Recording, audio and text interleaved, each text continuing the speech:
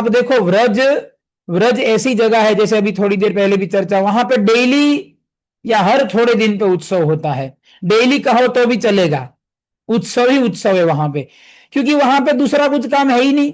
अब भगवान है तो कोई चीज की कमी है ही नहीं, सब कुछ अनलिमिटेड है। और वहां पे जो शरीर होता है वो भौतिक शरीर नहीं है, वो आध्यात्मिक शरीर है।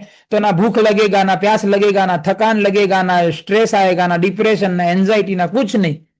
मतलब कुछ नहीं है तो आदमी क्या करेगा, एंजॉय करेगा अभी।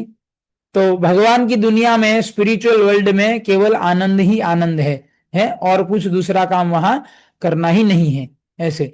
तो अभी जो है हमने कल जो लीला छोड़ दिया था, तो वो सूर्य दर्शन वाला। तो ये अन्नप्राशन तो 5 महीना 21 दिन के भगवान हुए तब हुआ था।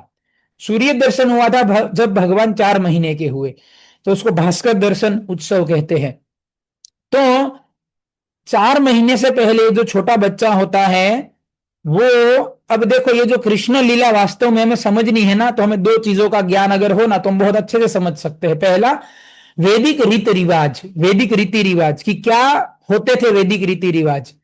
और दूसरा, गांव का जीवन, क्योंकि वृंदावन जो है ना जहां कृष्ण रहते हैं, चाहे गोकुल का हो चाहे आनंद का, वो प्योर गांव है, वो सिटी नहीं है। मथुरा सिटी है, द्वारका सिटी है, पर कृष्ण की अगर वृंदावन लीला समझनी है तो वैदिक रीति रिवाज और गांव का जीवन।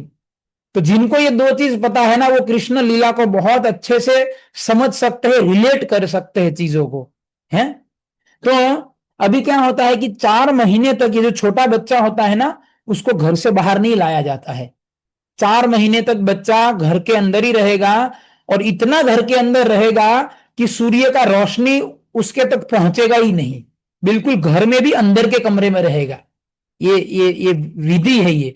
जब 4 महीना कंप्लीट होता है तब मुहूर्त देख के फर्स्ट टाइम बच्चे को सनलाइट में लाया जाता है।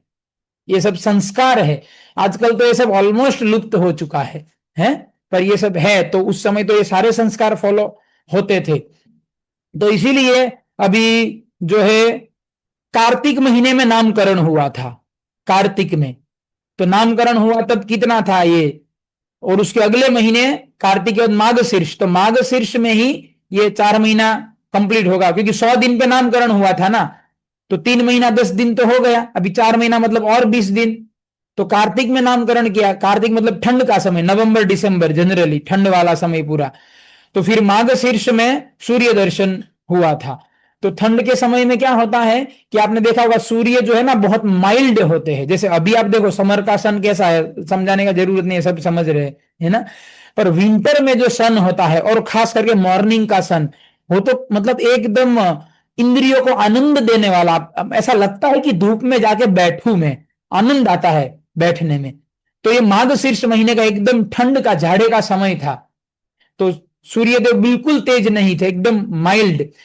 तो उस दिन सांडिल्य आदि जो वो उनके मुख्य वही थे, तो वो मुहूर्त सारे वही निकालते थे। उन्होंने फिक्स किया रविवार का दिन, क्योंकि सूर्य देव का संडे कहते हैं ना, सन डे, सन मतलब सूर्य, और अपने हिंदी उसमें रविवार, रवि मतलब भी सूर्य। तो रविवार जो है वो सूर्य देव का दिन है। और वो हफ्ते का पहला, आजकल तो क्या है रविवार को आखिरी दिन बना दिया, बोले मंडे पहला दिन है। वास्तव में मंडे पहला दिन नहीं है, संडे हफ्ते का पहला दिन है। सैटरडे लास्ट दिन सैटरडे होता है, शनि जो है लास्ट है, क्योंकि सूर्य जो है ना सारे ग्रहों में सबसे मतलब पावरफुल, या जो भी कहो वो कौन है, सूर्य है। तो प्रेसिडेंट से ही शुरू होगा ना हफ्ता, है सोमवार से कैसे, सोम तो दूसरा ग्रह, सोम मतलब चंद्र, वहां से कैसे शुरू होगा। तो रविवार फर्स्ट डे होता है हफ्ते का। तो रविवार जो है सांडिल्य आदि ऋषियों ने फिक्स कर दिया मुहूर्त की भी रविवार का दिन, और ये होगा ऐसे, सूर्य का दर्शन होगा। तो एडवांस में ही बता दिया कि भाई ये अगला रविवार आ रहा है, तब ये उत्सव होगा। तो व्रजवासी क्या, उनको तो बहाना चाहिए उत्सव का, वो तो रेडी, मतलब कहते हैं ना बॉर्न रेडी, कहते हैं ना इंग्लिश में, बॉर्न रेडी भाई मैं तो ये करने के लिए। तो व्रजवासी बॉर्न रेडी क्या, उत्सव करने के लिए। तो जैसे ही न्यूज फैला कि भाई ये रविवार तो लाला को सूर्य दर्शन किया जाएगा, पूरे व्रज गोकुल को एक थीम, वो जैसे आजकल आपने देखा होगा बर्थडे पार्टी होता है, शादी होता है, लोग उसमें थीम थीम वाइज सेलिब्रेशन करते हैं। भाई शादी है तो डे 1 पे ये थीम रहेगा, डे 2 पे ये वाला थीम रहेगा, डे 3 पे उसके हिसाब से कपड़े होते हैं, उसके हिसाब से डेकोरेशन होता है, उसके हिसाब से म्यूजिक होता है। तो ये थीम वाला लोग लोग समझते हैं अभी हमें एडवांस हो गया, हम नया खोजा। ये भाई आप लोगों ने नया नहीं खोजा है, कृष्ण लीला पढ़िए, ये वहां से आ रहा है। थीम वाइज सेलिब्रेशन होता था वहां पे। तो सूर्य पूजा है तो पूरे व्रज को सूर्य की थीम में सजाया गया। और समर का सूर्य और विंटर का सूर्य डिफरेंट डिफरेंट होता है, मतलब लुक उसका। विंटर का सूर्य कैसा होता है, लाल और पीला होता है, और समर का सूर्य खाली पीला होता है। तो पूरे व्रज को जो है ना, लाल और पीला, ये दो कलर थीम में पूरे व्रज को सजाया गया था। पूरा का पूरा जो अरुणोदय कहते हैं ना, अरुण जब सुबह लालिमा होती है, उस थीम के पूरे व्रज में हर जगह कपड़े बिछाए गए, पताके लगाए गए, सब लोगों ने अपने घर के बाहर उस तरीके की रंगोलियां की। और ये जो करवीर फूल, करवीर फूल अभी कैसे समझाऊं, मतलब वो तो करवीर फूल, ओलिएंडर कहते हैं उसको इंग्लिश में, आप गूगल पे देख लीजिएगा ओलिएंडर। तो वो पुष्प जो है सब अपने, वो थोड़ा एक्चुअली जहरीला होता है वो थोड़ा वो पुष्प, तो उसको सब अपने घर के आगे सबने रख दिए। और सारे व्रजवासियों जबा कुसुम फ्लावर, जबा कुसुम मतलब ये जासूद, जासूद तो समझते हैं ना, हिबिस्कस फ्लावर जो देवी की पूजा होती है, जासूद पार्वती देवी को होता है। तो गूगल पे देख लेना है, हिबिस्कस एंड ओलिएंडर, ये दो, मतलब क्या देखने से रिलेट कर पाते हैं ऐसे, है ना। तो इसलिए अभी मेरे पास लैपटॉप में सेव किया, पर स्क्रीन शेयर वगैरह ऑन करेंगे तो सब डिस्टर्ब हो जाएगा, इसलिए मैं अभी दिखा नहीं पाऊंगा, है ना। तो और जितने गाय थे, जितने बछड़े थे, बैल थे, जितने पिलर्स थे, हर जगह ये सूरज वाला theme, Lal and light yellow colour, उस तरीके का पूरे व्रज को, मतलब थोड़ा कल्पना कर सकते कि जैसे मान लो अपना ये शहर है, पूरे शहर को ऐसे सजा दिया जाए इस तरीके से।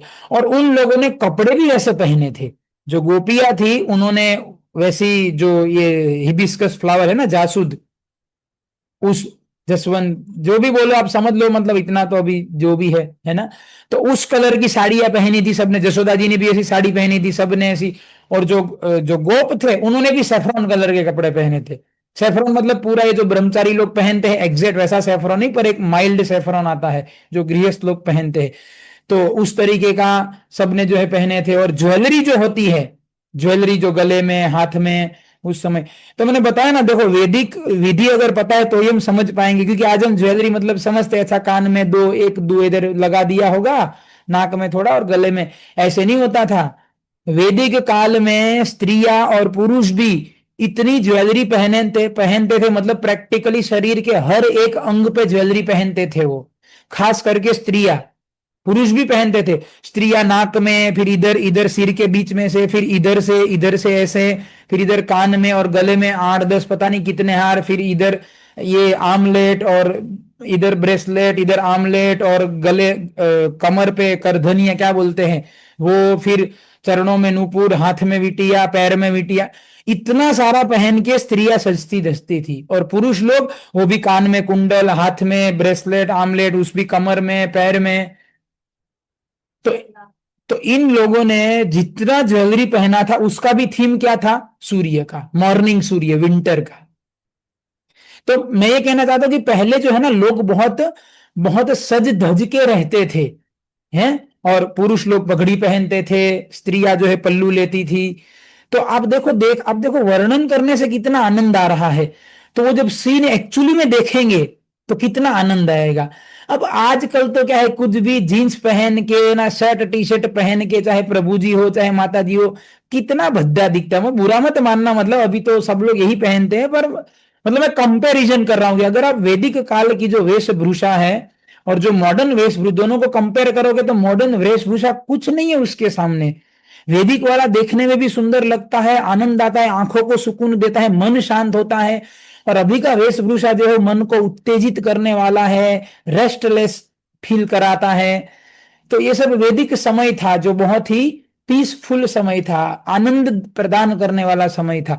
तो सबने इस मतलब एवरीथिंग वाज बेसिकली सूर्य वर्ण का था, कहने का मतलब ये है। और ये जो नंद बाबा के सबसे बड़े भाई थे, एक नंबर के उपनंद, उनकी पत्नी का नाम था सुसुमती। सुसुमती, पर उसको सब पिवरी जी कहते थे। वो शरीर में बहुत मोटे थे, काफी मतलब हट्टे कट्टे थे, हैं।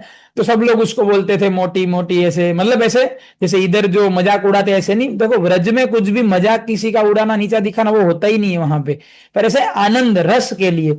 तो पिवरी जी सोचती थी अरे भाई ये लगे मोटी मोटी कह रहे हैं, मेरे को तो बड़ा अच्छा लग रहा है ये शरीर, कितना बढ़िया शरीर है, ये मजा आ रहा है, मतलब इन लोगों को पता नहीं क्या प्रॉब्लम है, मेरा अड़ोस पड़ोस वालों को है। ऐसे तो पिवरी जी वो बहुत प्यारा था उनका शरीर, कोई प्रॉब्लम नहीं था उसको। तो पिवरी जी जो है, हालांकि अब नंद बाबा का एज ही 70 आसपास था। अब नंद बाबा के बड़े भाई उपनंद, उनका एज गिन लो, और उनकी पत्नी वही एज होगा, मतलब ऑलरेडी पूरा फुल बुढ़ापा समझ लो। फिर भी वो पिवरी जी जब लाल कलर की साड़ी पहनती थी तो ऐसी लगती थी कि अभी आज ही शादी करके आई है। ऐसी सुंदर और ऐसी जवान और इतनी आकर्षक। तो व्रज में जो है ना, व्रज में चाहे 100 साल का बूढ़ा हो, चाहे 5 साल का बच्चा हो, एक्सट्रीमली ब्यूटीफुल। मतलब देखेंगे तो देखते ही रह जाओगे, नजर नहीं हटेगी वहां से। क्योंकि वो भौतिक शरीर नहीं है कि बूढ़ा हो जाएगा भद्दा दिखने लगेगा, वो चिन्मय शरीर है, आध्यात्मिक शरीर है। और आत्मा जो है वो कभी बूढ़ा नहीं होता है, आत्मा का सुंदरता कभी नष्ट नहीं होता है, ऐसे होता है। तो वो बहुत सुंदर, मतलब बहुत सुंदर दिखती थी वो जब ऐसे कपड़े पहनती थी। तो पिवरी जी जो है, उसका तो कहता ना उत्साह समा नहीं जा रहा था, समाया नहीं जा रहा था कि आज वो दर्शन होगा। तो वो तो अभी अंदर डार्क में, मतलब 3 साढ़े 3 बजे समझ लो, 4 बजे जब तो ब्रह्म मुहूर्त भी शुरू, उसी समय उठ गई, करवीर पुष्प की माला बनाई, और कुमकुम रक्त चंदन जो है उसका तिलक लगा के, और उसका रंगोली बनाया उसने, कुमकुम और रक्त रेड चंदन आता है ना उसका, ऐसे। और जितनी गोपियां थी उन्होंने भी सब रेड सिंदूर का रंगोली बनाया पूरे व्रज में। ऐसा नहीं नंद बाबा के घर पे आके बना रहे थे, नंद बाबा के घर के आगे भी बना रहे थे, पर पूरे व्रज में। और वो ऐसा रंगोली लिखा है, ऐसा रंगोली डिजाइन कर रहे थे, मतलब ऐसा लग रहा था कि ये मतलब आर्टिस्ट्री का क्या शब्दों में बताया नहीं जा सकता, ऐसी एक्सेप्शनल डिजाइन क्रिएट कर रहे थे वो, और उसमें रंग भर रहे थे, और ऐसे सब इतने रंगोलियां सजा रहे थे। और क्या कहते हैं, जो रोहिणी जो है, उन्होंने नंद बाबा का जो महल था वहीं रहते थे, उसके फ्रंट गेट पे मल्टी कलर फ्लावर बनाया था, रंगोली, रंगोली का ही फ्लावर, पर उसमें इतना मल्टी कलर फ्लावर, और क्या वो सुंदर दिख रहा था कि भाई, मतलब अभी हमारे शब्द क्या ही वर्णन करेंगे उसका, है भगवान की दुनिया है, हम क्या वर्णन कर सकते, थोड़ा बहुत सुन के या कल्पना करके आनंद ही ले सकते हैं। पर इससे हम समझ सकते हैं कि सुनने में इतना आनंद आ रहा है, बोलने में आनंद आ रहा है, जो लोग कर रहे होंगे वहां पे उनका आनंद क्या होगा, वो सोचने वाली बात है ना। तो पिवरी जी जो है वो तो एकदम अर्ली अर्ली सुबह मॉर्निंग आ गई थी। तो रोहिणी जो है कृष्ण को लेके आए, अभी अभी सूर्योदय नहीं हुआ है, कृष्ण को लेके आए और पिवरी जी की गोद में दे दिया।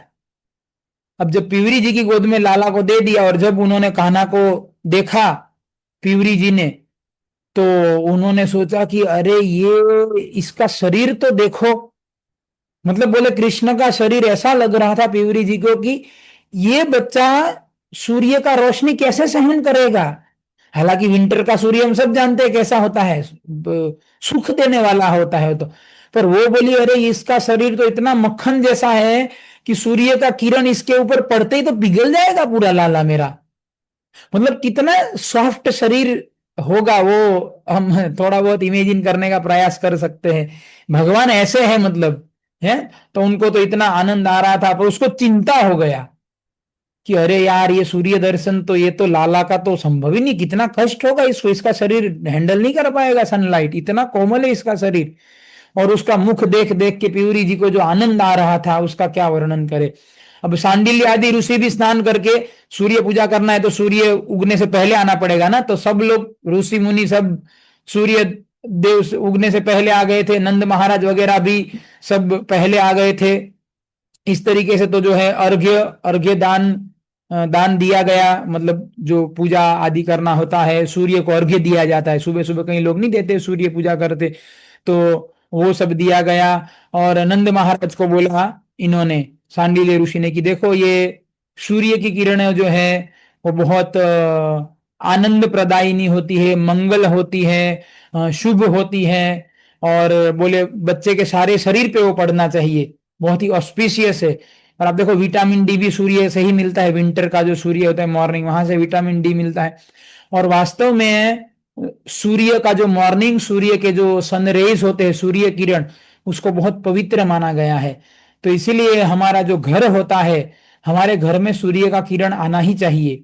अगर घर में कभी भी सूर्य का किरण नहीं आता है तो वो बहुत ही अपवित्र घर है, और वहां पे सब अपवित्र वस्तुएं निवास करती है। अब आजकल तो लोग फ्लैट में रहते हैं, सूर्य का किरण क्या, रहने वाले को सूर्य नहीं दिखता है कभी, कि सूर्य है कि नहीं पता नहीं।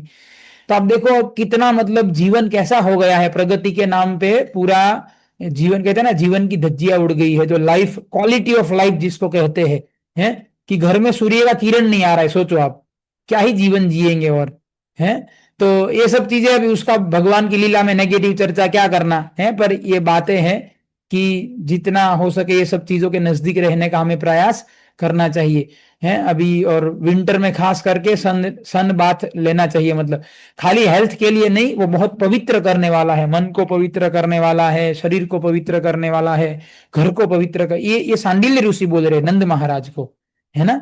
और बाकी तो हम लोग भी जानते ही ये सब चीजें। तो जसोदा जी जो है वो भी, अभी नंद बाबा जसोदा सब आ गए। और अभी और सांडिल्य ऋषि बोले कि सूर्य दर्शन कब होगा, जब सूर्य सूर्य उगने से पहले अरुणिमा आती है ना, मतलब उजाला आ जाता है, पर अभी सूर्य देव नहीं आए हैं, उजाला पहले आ जाता है। तो सांडिल्य ऋषि बोले वो भी नहीं, बोले ये जो रेडिश, जो ह्यू ह्यू हिंदी में क्या कहेंगे उसको, जो रेडिश ऑरा होता है ना, वो सब चला जाएगा, और जब सूर्य का किरण, एक्चुअल सूर्य का किरण आना शुरू होगा, बोले तब लाना है। अब पीवरी जी और बाकी सब ऑलरेडी चिंता में थे कि भाई ये लाला कैसा, अब उसमें सांडिल्य ऋषि क्या बोल दिए, भाई नहीं, जो सूर्य का किरण आएगा ना वो किरण गिरना चाहिए। तो उनका चिंता और बढ़ गया, बोले तो कैसे होगा ये लाला का, अभी तो है करना तो पड़ेगा, अभी विधि है ये तो। और वास्तव में क्या है कि वास्तव में तो सूर्य देव उत्सुक थे कृष्ण के दर्शन के लिए, है, क्योंकि भगवान सूर्य देव तो जानते थे ना, भी तो हमारे हमारे भी बॉस आए हैं, गॉड फादर है हमारे भी ये। तो सूर्यदेव वास्तव में, कृष्ण क्या सूर्य के दर्शन करेंगे, सूर्यदेव कृष्ण के दर्शन करना चाहते थे, क्योंकि 4 महीना हो गया, सूर्यदेव बोले हमको तो दर्शन ही नहीं हुआ, हमारे स्वामी प्रकट हो गए पर बाहर आए तब तो दर्शन हो। तो भास्कर भी उत्सुक थे कृष्ण का दर्शन करने के लिए, और इधर सब चिंता में है, लाला को कैसे ले जाए, कैसे ले जाए, है ऐसे। तो अभी जो है कृष्ण को धीरे धीरे लेके आ रहे हैं गोद में बाहर लेके। तो कृष्ण जो है वो सब क्या है, उनके हाथ में करवीर पुष्प दिया गया है, कुमकुम का तिलक लगाया गया है, आरती किया गया। और जब जो है कृष्ण ने जब सारा तैयारी देखा, मतलब कि रंगोली बनी हुई है और सूर्य की थीम में पूरा व्रज को जो है सजाया गया है, तो वो तो किलकारी, जैसे बच्चा किलकारी लेता है ना, हाथ पैर उछालने लगता है, हंसने लगता है, अभी 4 महीने का ही है लाला। तो कृष्ण जो है तो हाथ पैर उछाले, किलकारी लेने लगे, और इतना खुश हो गया, इतना मतलब आनंद में हो गया। अभी तो सूर्य तक पहुंचे नहीं है, अभी ऑन द वे है। तो जब बच्चे को इतना किलकारी लेने लगे, खुश देखा, तो सबका मतलब स्ट्रेस रिलीज हो गया, बोले चलो बच्चा खुश है, आनंद है, किलकारी ले, टेंशन नहीं हो जाएगा। तो कृष्ण को ले गए बाहर, मतलब कुछ सेकंड कह सकते हैं शायद, है, बाहर रखा, सूर्य का किरण गिरा, तुरंत अंदर लेके चले गए। क्यों, बोले भाई तो पिघल जाएगा इस किरणों में, इतना सॉफ्ट है ये, तुरंत वापस। मतलब बेसिकली देखा जाए तो 2 5 10 सेकंड का वो बात था खाली। अब देखो उतने के लिए इन लोगों ने कितना तैयारी किया, कितना बड़ा उत्सव हो गया पूरा, है कि सूर्य दर्शन पूरा उत्सव था 5 सेकंड का, लाके 5 सेकंड रेख के अंदर, मतलब एग्जैक्ट 5 सेकंड लिखा नहीं है, पर मतलब फ्रैक्शन बहुत कम समय के लिए रखा था, कहने का मतलब है। तो इस तरीके से जो है भगवान का ये सूर्य दर्शन जो है वो संपन्न किया गया। तो अभी कल हम चर्चा करेंगे भगवान का कर्ण रंधन, भगवान का कान में कुंडल वो छेद करना पड़ेगा ना कुंडल के लिए, तो वो जब भगवान 2 या 2.5 साल के थे उस समय वो किया गया था। तो कल हम वो लीला चर्चा करेंगे।